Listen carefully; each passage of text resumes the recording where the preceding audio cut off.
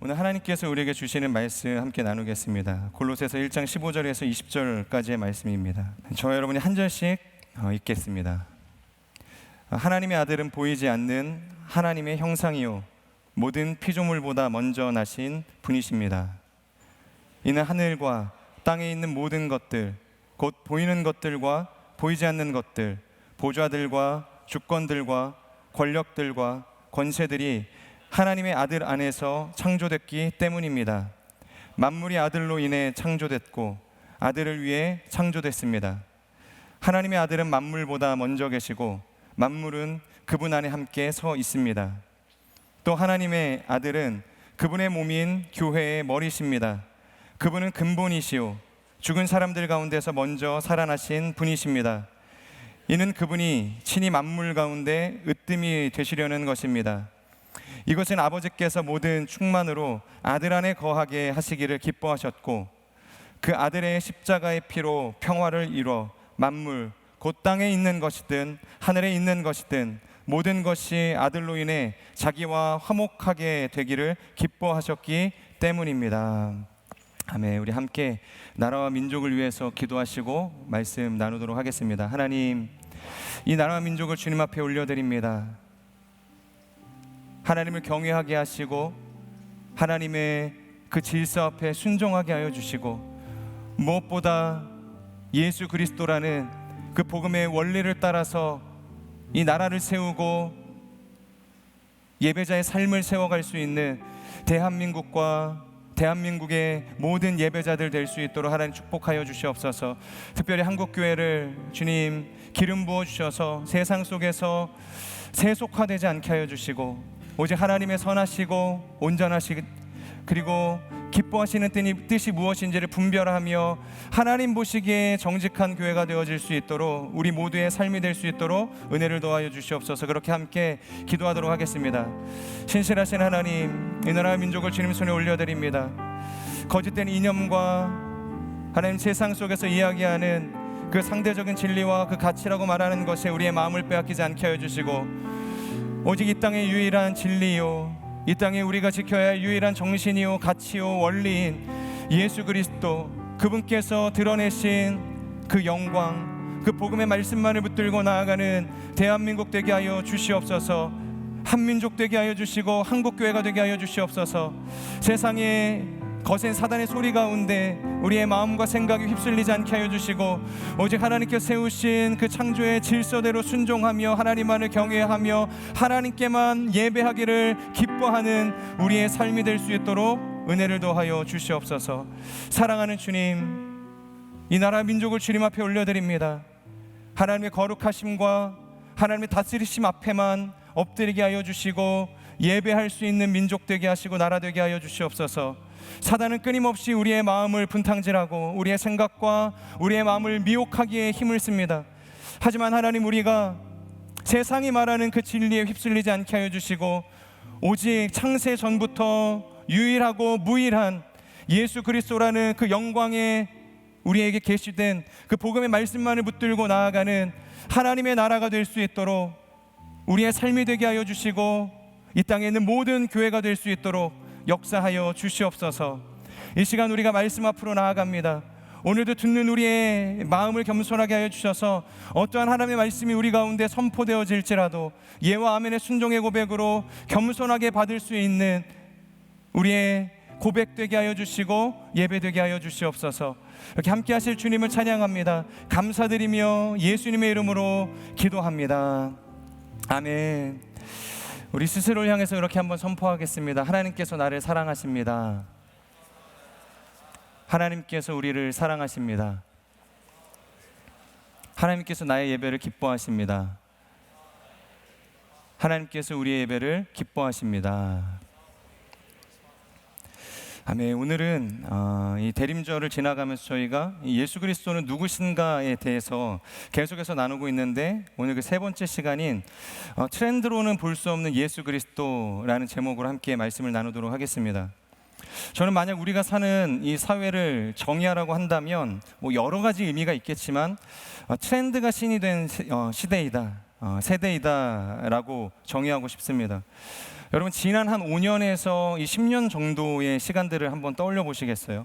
어느 순간 사람들의 입에서 가장 많이 회자되어지고 전달되어졌었던 이 단어나 혹은 이 문화 현상들은 무엇이었을까요? 어느 날 사회적으로 집값이 치솟게 되자 유튜브에서 그리고 뉴스에서 그리고 수많은 카톡방에서 들려오는 말이 이거였습니다. 영끌, 패닉바잉, 벼락거지. 야, 지금 안 사면 진짜 끝이다. 막차 타야지. 이런 이야기들이 많이 있었죠. 그러니까 대출을 다 끌어서라도 영혼까지 끌어서 우리가 집을 장만해야 한다라는 이야기가 돌았습니다. 그래서 많은 사람들이 집이 정말 필요해서가 아니라 남들 다 사니까 나만 안 사면 망할 것 같아서 영혼까지 끌어모아서 탈탈 털어서 집을 장만하게 되었다는 거예요. 그런데 이게 이성에 의한 합리적인 선택이었는가라기보다는 유행과 이 공포에 밀린 그러니까 집단적인 선택 때문이었다는 것입니다. 또 한편으로는 이 가자, 이 구호를 외치면서 이 코인과 이 주식에 뛰어들기도 했습니다. 무슨 코인인지, 이 회사가 무엇을 하는지 충분히 공부를 하고 정말로 정직하게 들어간 것이 아니라 지금 이거 탄 사람들의 수익이 얼마라더라, 바로 그 말 한마디에 그냥 올라탄 경우들이 허다했다는 것입니다. 그리고 코로나가 지나고 나서 많은 사람들이 처음 만날 때 하는 말이 무엇이었냐, 심지어 이것은 지금까지도 유행을 하고 있습니다. 너 MBTI 뭐야? 여러분의 MBTI는 무엇입니까? 저는 ISTP거든요. 그러니까 이 MBTI라는 것을 규격화해서 어떤 한 사람을 그냥 라벨화 시키는 겁니다. 저 사람은 저런 사람일 거야. 그 MBTI 그 4개의 수치가 그 사람을 정의하는 기준이 되었다는 것입니다. 또 엔잡러, 부캐, 디지털 노마드에 이르기까지, 그러니까 정규직 하나로는 안 된다. 부업 하나는 최소한 우리에게 있어야 한다라고 이야기를 하죠. 그러니까 또 남들 다 한다고 하니까 안 하자니 불안하고 또 외면하자니 뒤처질까 두려운 것입니다. 그래서 우리에게 소명이 이끌어가는 삶이 아니라 트렌드가 이끌어가는 삶이 너무 자연스러워졌다는 것입니다.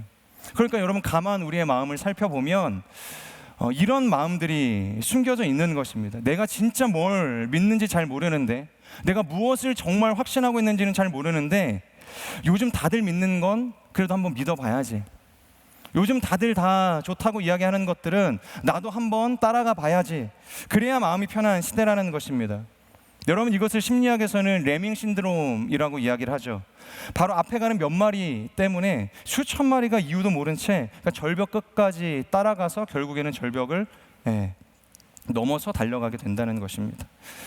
묻는 거죠. 야, 지금 우리 왜 달리고 있니? 이것에 대해서 정직하게 그리고 온전하게 대답해 줄 수 있는 사람이 없습니다. 몰라. 그냥 뛰니까 같이 뛰는 거지. 그냥 너도 뛰어. 이러면서 다 같이 뛰는 것입니다. 여러분, 이런 사회적인 현상이 저 개인의 어떤 분석이 아니라 수많은 사람들과 그리고 이 시대를 살아가는 우리 모두가 겉으로는 외면하고 있지만 사실 정직하게 속을 들여다볼 때 부정할 수 없는 진실과도 같다는 것입니다.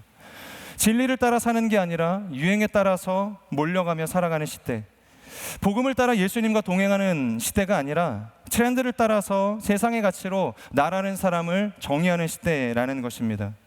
여러분, 오늘 우리가 함께 살펴볼 이 골로새서가 쓰여졌던 골로새라는 도시가 바로 이러한 시대의 모습을 가지고 있었습니다. 비록 시기적으로 수천 년 전 초대교회가 세워질 당시의 시대였지만 행하는 방식과 삶의 양태는 지금과 너무 비슷한 곳이 골로새 도시였습니다.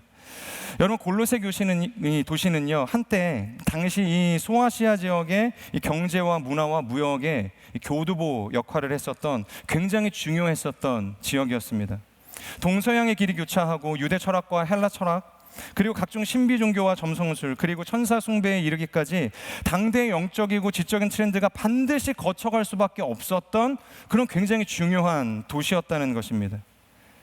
그런데 문제는 골로새 사람들이 그것을 전혀 걸러내지 않고 아무런 분별함 없이 그것을 받아들였다는 것입니다. 저 사상도 좋아 보이는데 그럼 이것도 한번 좀 믿어볼까? 그러니까 저쪽에 인기 많은 철학이라는데 그것도 우리가 한번 좀 이렇게 받아볼까? 요즘에는 천사 숭배가 유행이라고 하는데 우리도 천사를 한번 좀 숭배해보자.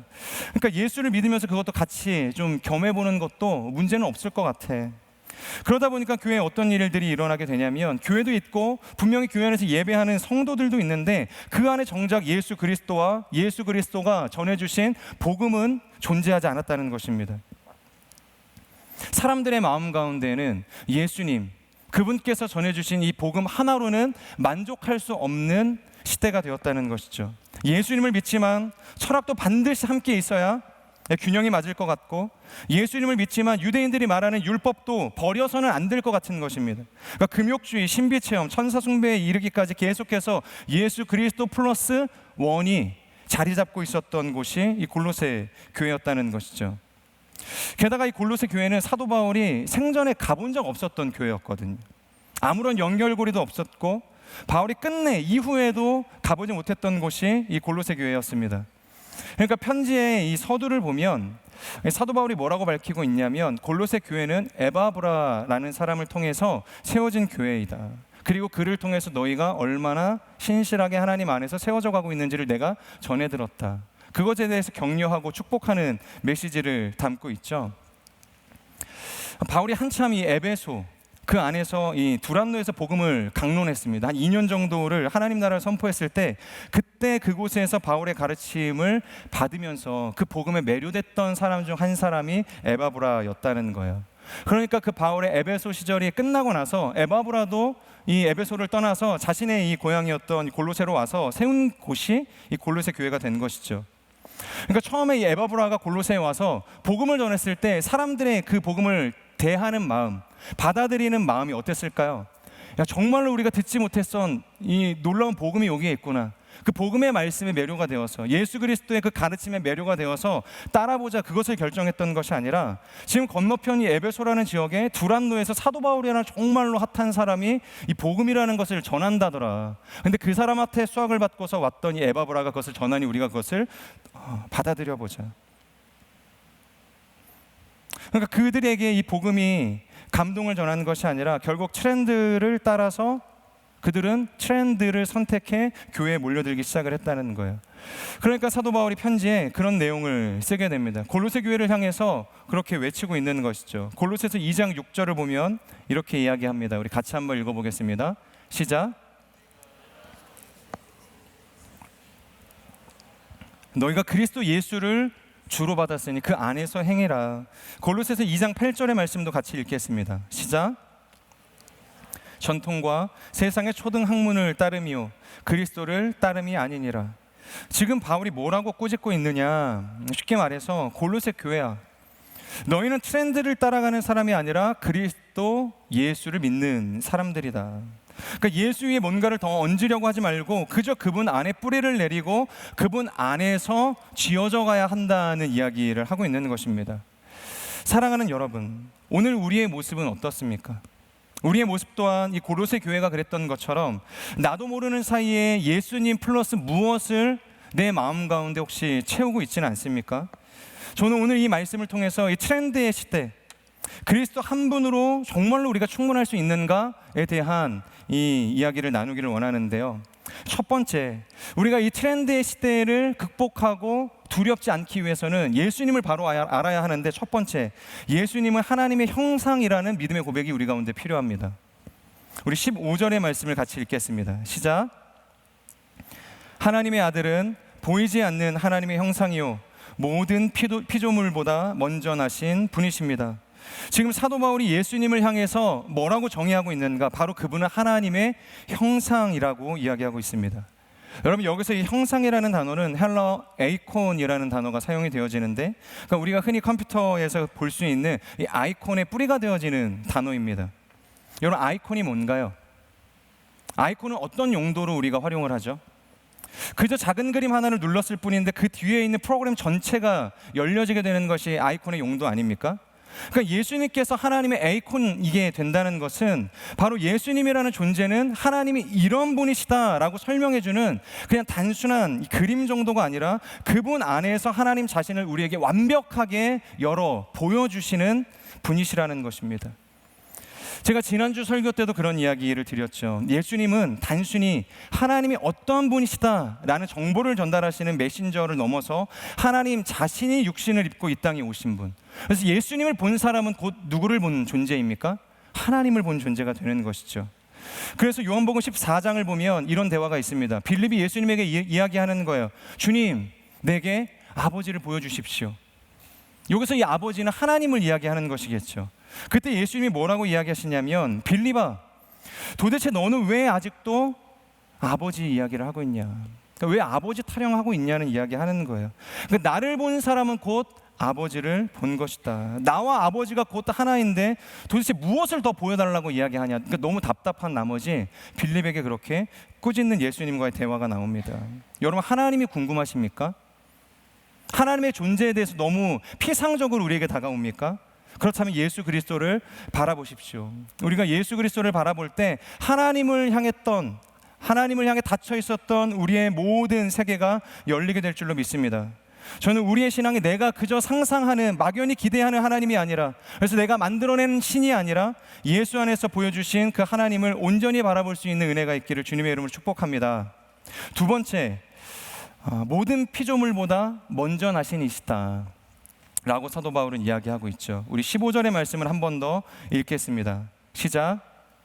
하나님의 아들은 보이지 않는 하나님의 형상이요 모든 피조물보다 먼저 나신 분이십니다. 지금 바울은 두 번째로 그분을 향해서 뭐라고 정의하고 있습니까? 이분은 하나님의 형상이시면서 모든 피조물보다 먼저 나신 분이시다. 여기서 이 먼저 나셨다라는 것은 헬러 이 프로토토코스라는 단어가 사용이 되어서 장자라는 의미를 가지고 있거든요. 그러다 보니까 이게 교회사적으로 굉장히 큰 오해를 불러일으키게 됩니다. 그러니까 수많은 이단들이 이 단어를 통해서 예수님의 신성을 창조주가 아닌 피조물로 격화를 시키게 되고, 하나님이 아닌, 하나님은 아니시지만 하나님과 준하는 신격의, 하지만 하나님보다는 열등한 신으로 깎아내리는 주장을 하게 된 것이죠. 왜냐하면 이 장자라는 워딩 자체에 사람들이 집중하기 시작을 했기 때문이에요. 그러니까 장자라는 게 뭐겠습니까? 그러니까 탄생의 순서, 이 땅에 오고 난 어떤 시간의 순서를 가지고 있지 않습니까? 그런 의미를 이 장자라는 워딩에 대면해서 사람들이 생각을 하는 것입니다. 근데 오늘의 본문, 여기서 이야기하는 이 프로토토코스라는 헬러 단어는 시간의 순서를 이야기하는 것도 아니고 먼저됨과 이 나중됨의 개념을 설명하기 위함도 아니라는 것입니다. 이것은 지위, 권한에 대한 이 개념을 강조하기 위한 표현이었다는 거예요. 이것은 성경의 수많은 곳에서 이미 증명이 되었습니다. 우리가 잘 아는 것처럼 이삭의 아들 중에서 에서가 야곱보다 먼저 난 자였습니까? 야곱은 차남이었죠. 에서가 장자였습니다. 그러니까 시간의 순서상 그가 장자가 맞았던 것이죠. 에서가 장자였습니다. 그런데 장자의 축복과 이 권한과 온전한 지위는 누가 누리게 됩니까? 야곱이 누리게 되었다는 것입니다. 다윗의 인생도 마찬가지죠. 그는 한 가정의 막내였습니다. 심지어 하카톤으로 불리며 없는 존재 취급을 받았지만 그는 하나님께 은총을 받은 존재였습니다. 하나님이 그를 향해 뭐라고 이야기하냐면, 내가 그를 나의 장자로 삼겠다. 내가 그를 나의 장자로 삼겠다. 이것은 내가 그를 가장 높은 자리에 두고 이스라엘의 대표자로 세우겠다는 의미였던 것이죠. 그러니까 마찬가지로 오늘 골로새서에서 이야기하는 이 장자라는 호칭 역시 예수님의 탄생의 이 시점을 이야기하는 표현이 아니라, 예수님 또한 피조물 중에 하나라는 것이 아니라 모든 피조물 위에 계신 분, 그러니까 모든 피조물을 다스릴 수 있는 권세와 지위를 가지고 계신 분이 바로 예수 그리스도시다라는 의미에서의 장자라는 것입니다. 여러분, 혹시 기억이 나시는지 모르겠습니다. 제가 예전에 창세기 설교를 하면서 창세기 1장 1절에 담겨진 의미만 우리가 제대로 알 수 있으면 우리의 신앙은 결코 흔들리지 않을 것이다, 그런 이야기를 했거든요. 그리고 창세기 1장 1절의 이 본문은 바로 그리스도적인 관점에서 우리가 해석할 수 있어야 한다라고 이야기를 했는데, 기억이 나지 않으실 것 같아서 제가 또 준비를 했습니다. 창세기 1장 1절의 말씀 같이 읽겠습니다. 시작. 성경을 시작하는 구절입니다. 하나님께서 태초에 하늘과 땅을 창조하셨습니다. 우리말 성경 번역에서는, 그리고 수많은 한글 번역 성경 중에서는 하나님이라는 주어가 먼저 이 성경의 시작점을 알리고 있지만, 히브리어 원어를 보면 태초라는 히브리어 단어인 이 베레시트라는 단어가 가장 먼저 사용이 됩니다. 베레시트, 태초에. 이 단어는 두 개의 단어가 합성된 이 단어입니다. 바로 베트라는 단어와 이 레시트라는 이 두 개의 단어가 합쳐져서 베레시트가 됩니다. 재밌는 게 이 베트라는 단어는 단독으로 쓰일 때에는 집, 우리가 베델이라고 이야기할 때 하나님의 집, 엘 하나님, 베트 집, 그래서 하나님의 집이 되죠. 베데스다도 마찬가지죠. 은혜의 집이 되는 것입니다. 베트는 단독으로 쓰일 때는 집이 되지만 다른 단어와 합쳐질 경우 전치사로 사용이 되어서 무엇무엇에, 무엇무엇으로, 무엇무엇을 통해서라는 의미를 가지게 됩니다. 그러니까 지금 1장 1절을 한번 보시겠습니까? 베트가 지금 어느 단어와 붙어 있죠? 레시트라는 단어와 붙어 있습니다. 이 레시트라는 단어는 성경에서 첫 것을 표현할 때 사용이 됩니다. 그러니까 처음 것. 레위기 23장 10절의 말씀을 같이 한번 읽겠습니다. 시작. 이스라엘 자손에게 말하여 이르라. 너희는 내가 너희에게 주는 땅에 들어가서 너희의 곡물을 거둘 때 너희의 곡물의 첫 이삭 한 단을 제사장에게 가져갈 것이요. 여기서 말하는 첫 이삭이 바로 레시트입니다. 이것이 창세기 1장 1절에 사용된 레시트와 동일한 단어이죠. 그리고 고린도전서 15장 20절의 말씀도 같이 한번 읽어보겠습니다. 시작. 그러나 이제 그리스도께서 죽은 자 가운데서 다시 살아나사 잠자는 자들의 첫 열매가 되셨도다. 여기서 이야기하는 이 첫 열매 역시 레시트입니다. 자, 그러면 오늘 골로새서 1장 18절을 우리가 함께 보도록 하겠습니다. 개역개정의 번역으로 같이 읽겠습니다. 시작. 그는 몸인 교회의 머리라. 그가 근본이시오 죽은 자들 가운데서 먼저 나신 이시니 이는 친히 만물의 으뜸이 되려 하심이로. 18절을 보면 그는 몸인 교회의 뭐라고 이야기하고 있습니까? 머리. 그는 교회의 머리가 되신다. 이때 이 머리가 바로 레시트입니다. 그리고 그가 근본이시오. 이것도 레시트입니다. 그리고 그가 죽은 자 가운데서 가장 먼저 나신 이시니 이 또한 레시트입니다. 그리고 마지막으로 뭐라고 이야기하고 있습니까? 만물의 으뜸이 되려 하신다. 여러분, 으뜸이 무엇입니까? 여럿 중에 최고라는 의미 아니겠습니까? 즉 만물의 시작이 되시는 분이 바로 예수 그리스도, 이 만물의 으뜸이 바로 레시트라는 것입니다. 자, 그렇다면 우리가 앞서 이야기했었던 이 성경의 많은 용례들을 종합해서 이 레시트라는 말이 시작이고 첫 것이고 으뜸이고 가장 우선이 되는 것이라 우리가 해석을 했다면, 여러분 이것이 지금 어디를 향해서 가고 있습니까? 이 첫 것이, 이 으뜸이고 가장 높은 지위를 가지고 있는 이 레시트라는 단어가 어디를 향하고 있습니까? 바로 예수 그리스도를 향해서 연결되어지고 있다는 것입니다.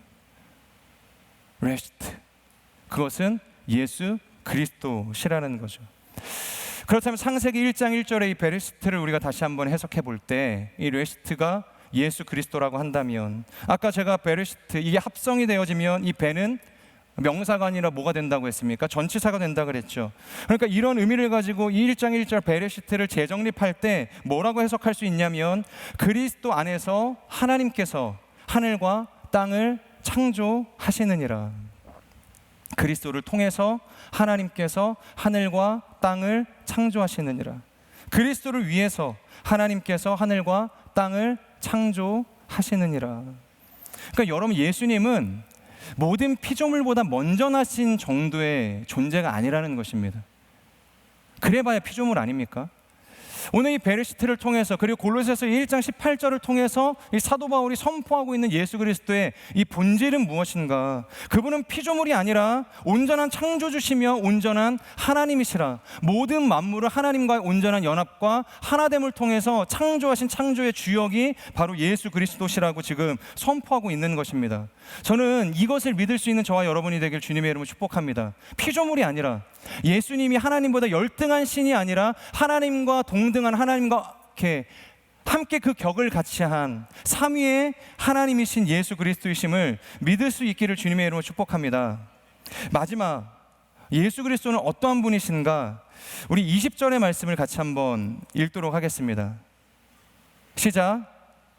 그 아들의 십자가의 피로 평화를 이루어 만물, 곧 땅에 있는 것이든 하늘에 있는 것이든 모든 것이 아들로 인해 자기와 화목하게 되기를 기뻐하셨기 때문입니다. 마지막으로 지금 바울은 예수 그리스도를 향해서 뭐라고 선언하고 있냐면, 그분이 유일하신 샬롬이시다 라는 것입니다. 그분은 보이지 않는 하나님의 형상이시며 모든 것보다 먼저 나시니, 그리고 마지막은 그분은 샬롬이시라는 것입니다. 여러분, 샬롬이라는 것은 그저 단순히 마음이 조금 편안해지는 정도의 어떤 감정의 상태를 이야기하는 것이 아닙니다. 단순히 우리의 삶을 보다 안정적으로 유지시켜주는 어떠한 능력이 아니라는 것이에요. 성경이 말하는 샬롬은 오히려 문제가 없는 상태를 이야기하는 것이 아니라 혼돈 가운데에서도 하나님이 우리의 삶을 다스리고 계심을 깨닫는, 그것을 볼 수 있는 온전한 관계됨을 이야기한다는 거예요. 샬롬이라는 것은 하나님 안에서 우리가 누리는 관계, 그 상태를 샬롬이라고 이야기한다는 것입니다. 그래서 십자가는 우리에게 문제없는 인생을 약속하는 것이 아니라 우리의 문제 한가운데로 하나님의 샬롬을 가지고 들어오시는 거예요. 우리의 문제 한가운데에서 하나님의 그 샬롬이 우리와 온전한 교제를 누리게 하신다는 것입니다. 그렇기 때문에 우리는 여기서 이런 질문을 던져볼 수 있어야 되는 것입니다. 과연 우리의 삶의 진짜 문제는 무엇일까? 과연 하나님이 나의 이 삶의 문제를 해결해 주지 않으시기 때문에 우리가 힘든 것일까? 내가 괴로운 것일까? 우리가 자주 이런 기도하지 않습니까? 하나님, 여기까지만 해결해 주시면 제가 그 다음은 열심히 하겠습니다. 열심히 예배하겠습니다. 선교도 가겠습니다. 하나님이 원하시는 리더십의 자리에서도 기쁨으로 헌신하겠습니다. 그런데 여러분, 정말로 그럴까요? 하나님이 우리의 삶의 어떤 문제를 해결해 주면 우리가 하나님 앞에 온전한 예배자로 세워질 수 있을까요? 그때 우리의 삶에 샬롬이 임할까요? 예를 들어 볼까요? 2002년 월드컵을 한번 기억해 볼까요? 당시에 저도 그렇고 여러분도 그렇고 정말 많은 사람들이, 아니 대한민국의 전 국민이 시청으로 갔죠. 광화문으로 갔죠.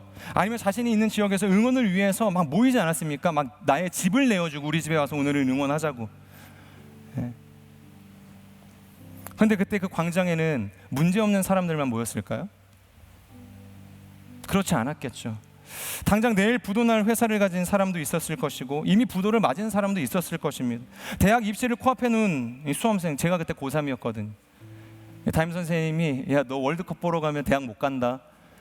그래서 정말로 어렵게 이 광화문에 갔던 기억이 나요. 암에 걸려 시한부를 사는 환자들도 있었겠죠. 가정이 완전히 무너져 내린 누군가도 있었을 것입니다. 아마 수많은 사연과 눈물을 가진 사람들이 그 붉은 물결 가운데 다 뒤섞여서 있었을 거라는 거예요. 그런데 여러분, 그 광장에서 우리가 무엇을 경험했습니까? 한국이 포르투갈을 이기고 미국과 비기고 이탈리아를 꺾고 스페인과 맞붙어 이겼을 때 그때 우리의 심정은 어땠습니까? 세상이 떠나가라 기뻐하지 않았습니까? 서로 일면식도 없는 사람들이 막 어깨동무를 하고 소리를 지르고 울고 웃으면서, 오늘은 막 내가 쏜다면서 수많은 식당의 어떤 오너들이 가게 문을 닫고서 골든벨을 외쳤던 시기 아니었습니까? 이 사장님 왜 이러시지? 근데 준다니까 먹어야지. 그런 기쁨이 넘쳐났던 시기가 이 월드컵의 시기였다는 거예요. 그렇다면 한번 다시 물어보겠습니다. 그 순간 사람들의 문제는 해결이 된 상태였을까요? 바뀐 것은 사실 아무것도 없거든요. 부도 위기의 회사는 여전하고 수험생은 여전히 수능을 봐야 하고 암 환자는 여전히 시한부의 인생을 살아가는 삶을 살아가고 있었다는 것입니다. 하지만 한 가지는 분명히 달라진 것이 있죠. 바로 그들의 문제 위에 더 큰 기쁨이 덮인 것입니다.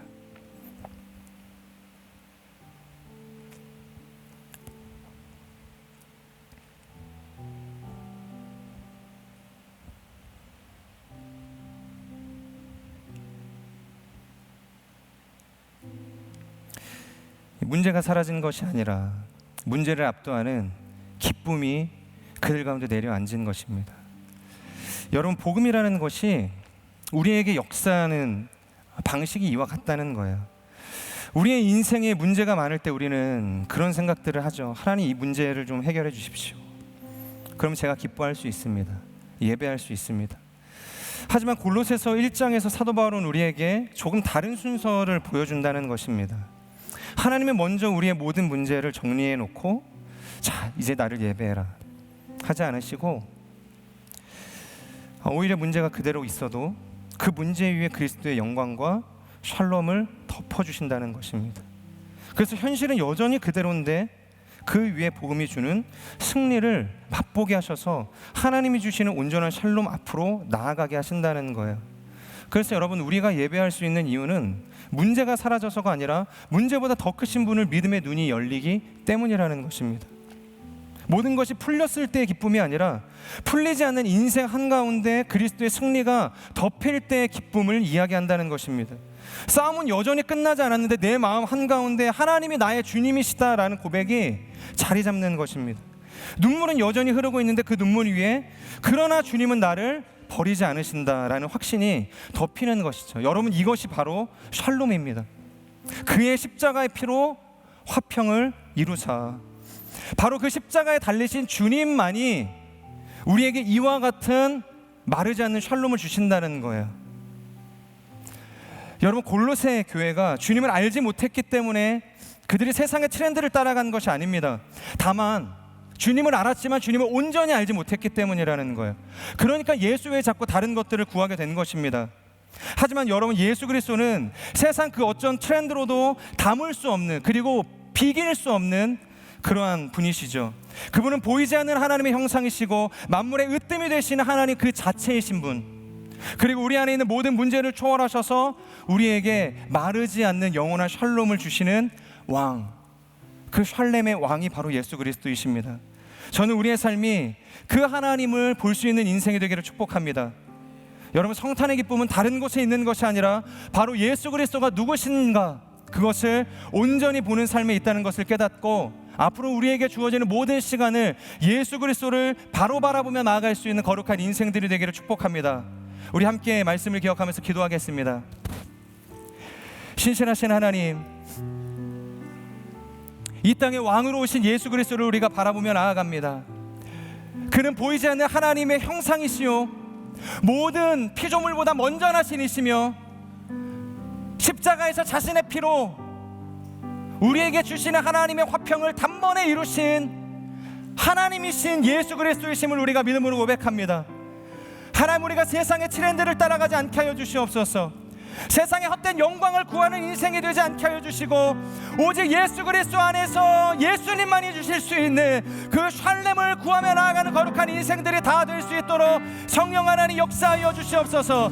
이 시간 말씀을 기억하며 우리의 삶을 주 앞에 올려드리며 우리 주여 간절히 선포하며 기도하며 나아갑시다. 주여,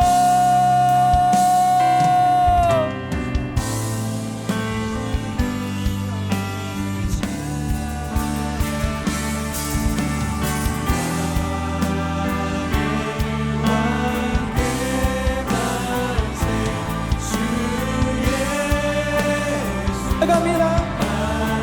성령님 오소서. 보이지 않는 하나님의 형상 예수 그리스도, 모든 피조물보다 먼저 나신 예수 그리스도, 만물의 으뜸이 되시는 예수 그리스도, 그리고 자신의 십자가에 달리사 하나님과 우리 사이에 원수되었던 모든 막힌담을 털어내신 샬렘의 왕이 되시는 예수 그리스도를 우리가 바라보며 그분만을 의지하며 나아갑니다. 주여, 우리 안에 임하여 주시옵소서. 내 안에 주님을 바라보지 못하게 하는 모든 악하고 더러운 것들이 떠나가게 하여 주시옵소서. 하나님의 영광에 압도되어지는 인생들 되게 하여 주시옵소서. 하나님이 부어주시는 샬렘에 압도되어지는 인생이 되게 하여 주시옵소서. 오, 예수 그리스도 안에 소망이 있으며, 오, 예수 그리스도 안에 우리의 참 구원이 있으며, 오직 예수 그리스도 안에 우리의 참 기쁨이 있고 만족이 있고 능력이 있음을 고백합니다. 오 주님,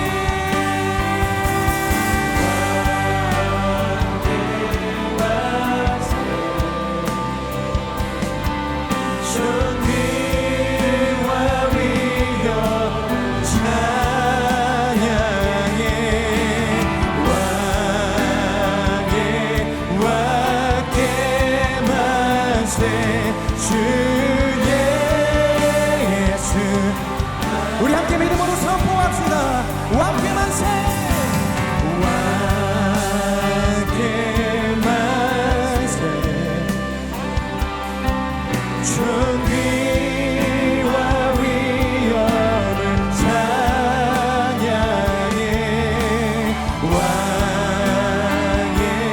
왕께 만세. 주의 예수. 우리 한 번 더 믿음으로 선포합시다. 왕께 만세, 왕께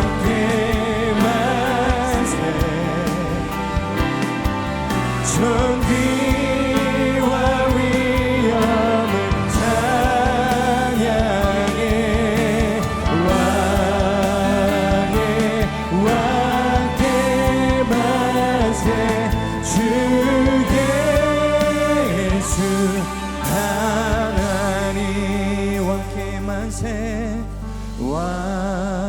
함께 만세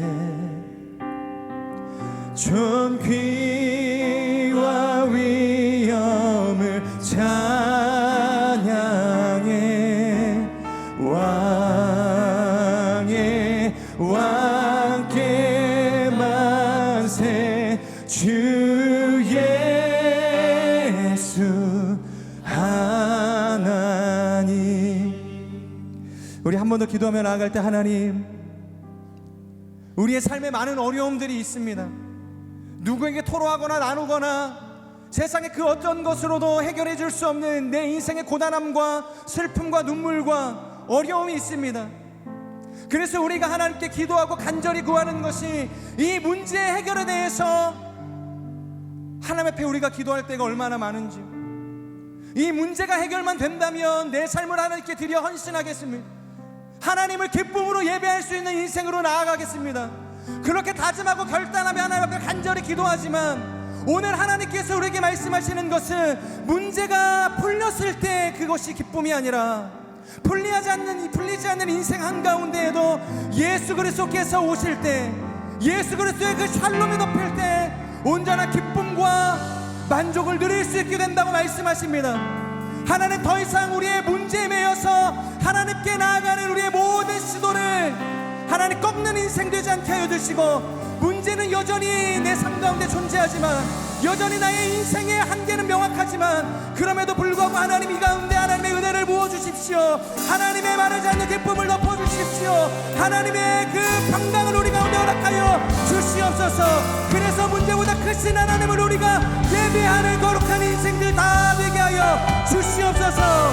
이 기도의 제목 주 앞에 올려드리며 우리 다시 한번 주여 선포하며 기도하며 나아가겠습니다. 주여,